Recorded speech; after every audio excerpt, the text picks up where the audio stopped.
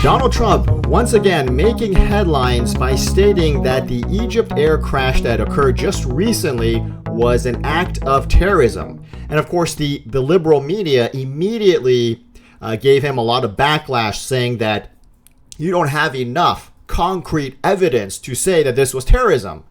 Now, you guys, I'm a straight shooter, okay? You already had me at the religion of peace. But let's be fair. Let's look at all of the elements that we know so far regarding the EgyptAir crash. In addition to the fact of the religion of peace, there's also the fact that this was an airliner of a country that practices the religion of peace. And it was flown by a pilot and crew members that practice the religion of peace. And allegedly, there were passengers within that airline that were important members of the religion of peace. And it was leaving a country that has a heavy presence of the religion of peace en route to a country that practices the religion of peace. And the crash occurred within the airspace of a country that practices the religion of peace. Now, what is the recurring theme here? Mechanical failure? Bad weather? No, it's none of those things. It's the religion of peace.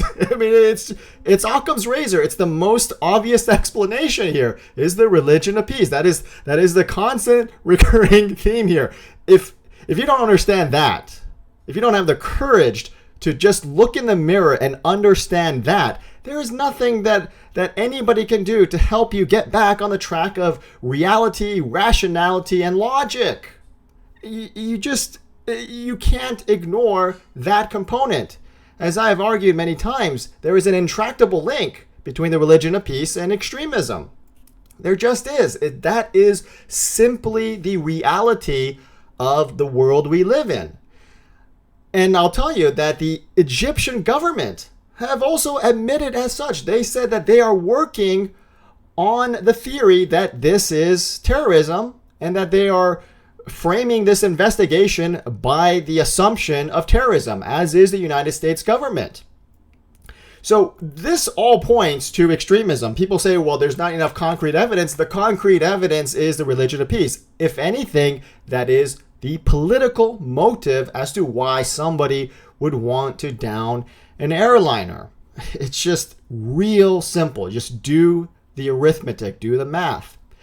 But I'll tell you that this highlights the danger, the real human danger of political correctness.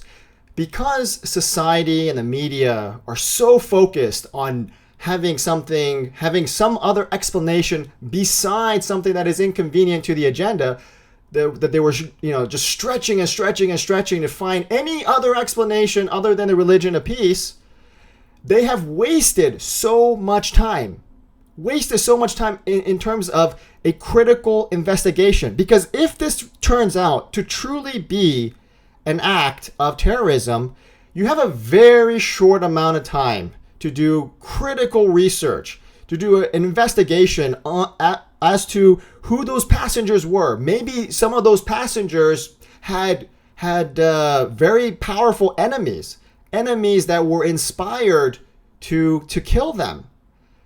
Dangerous enemies. You can't do that investigation with your back against the wall. And if indeed this was terrorism, you have a very narrow window of time to be able to maybe catch the terrorists, maybe catch the perpetrators, or catch people who were connected to this incident before they run off somewhere. It's a very delicate situation and a very narrow time frame. But because of political correctness, we just ended up wasting a whole lot of time. Those 24 hours to 48 hours of a terrorist event or a major crime is absolutely critical.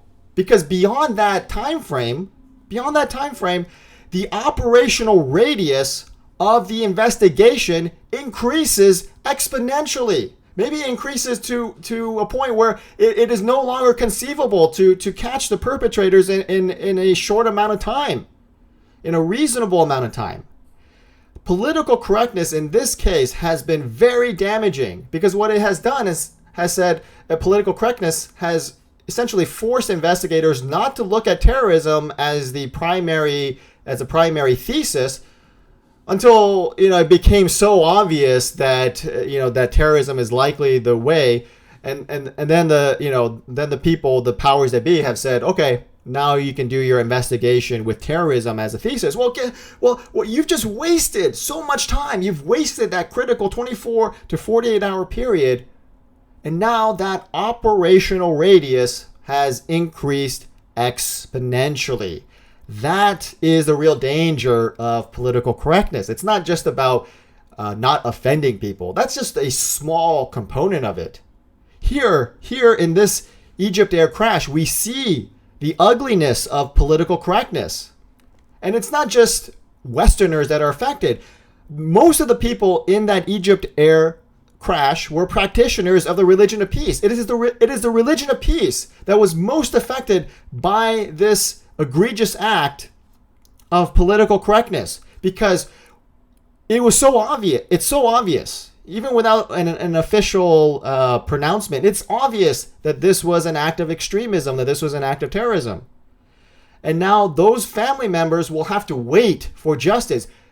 If political correctness was not at play here, perhaps, not guaranteed, but perhaps the investigators could have quickly zeroed in on potential suspects, or a potential scenario, a likely scenario, and zeroed in on the true cause, on the true perpetrators of this crime.